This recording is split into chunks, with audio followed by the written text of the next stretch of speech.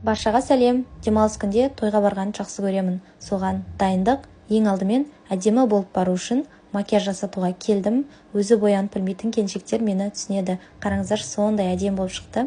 Қуаныш Голд мейрамханасына келдік. Біз келсек, той иелерін енді шығарып жатыр екен. Ал мынау менің тойға киген лугым. Әппақ болып киіндім. Осылай әдемі нәзік макияжға жарасып тұрған сияқты. Дастархандағы тамақтардан дәм таттық. Қарынды тойғызып алып, ойынға шықтым.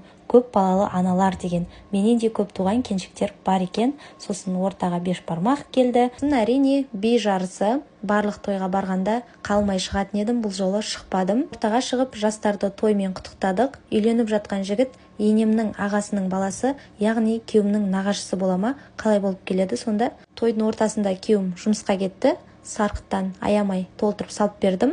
Осылай жұмысына шығарып салдым. Сосын жастардың тәтті торты келді ортаға. Әрі қарай алғашқы вальс, күшті, керемет көріністе. Келіншектің абысындары керемет өлең арнап, барлығын биге шығарды.